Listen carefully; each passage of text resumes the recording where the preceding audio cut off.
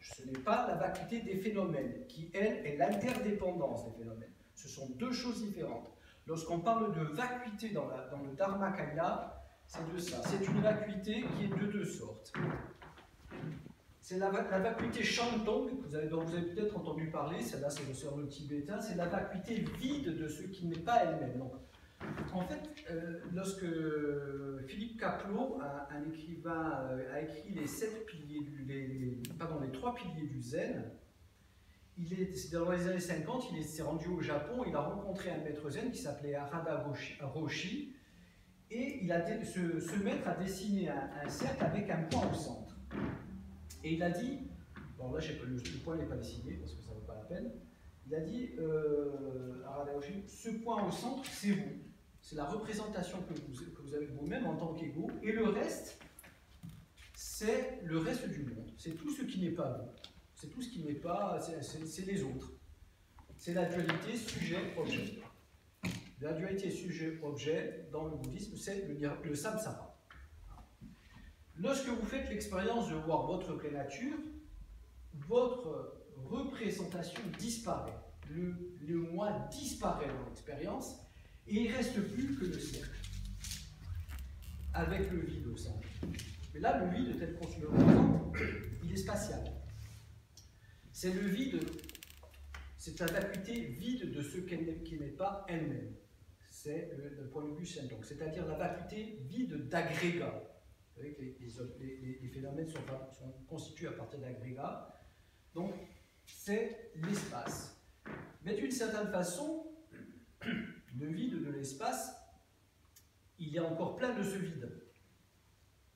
Et donc, il y a un deuxième aspect, un deuxième point de vue, qui est le point de vue de Nagarjuna, qui est le point de vue de Rangtong, qui est la vacuité vide d'elle-même.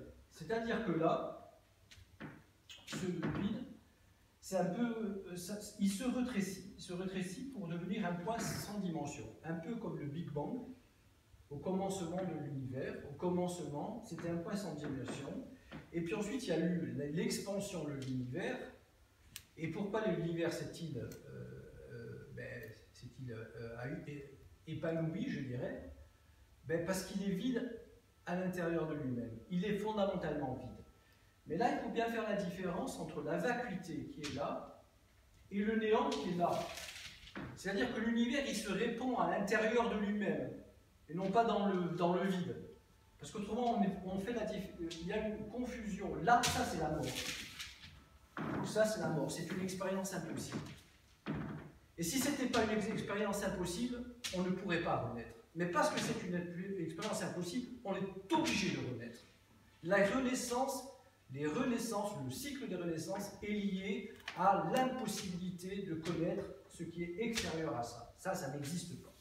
Ça n'existe pas. Évidemment, si ça n'existe pas, ça veut dire qu'il n'y a pas de limite.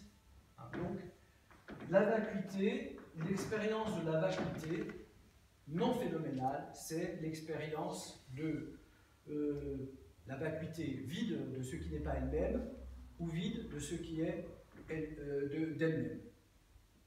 Mais même quand je dis ça, ce sont des représentations. Le zen dit par exemple, quand j'applaudis, les mains font un son. C'est le son des deux mains. La vacuité, espace. J'applaudis, la vacuité a disparu. Elle est vide d'elle-même. Cet espace a disparu. Les deux mains se touchent. Et dans le zen, on ne demande pas d'entendre le bruit des deux mains, on demande d'entendre le bruit d'une seule main. Lorsque vous êtes capable d'entendre le bruit d'une seule main, vous avez vu dans votre vraie nature.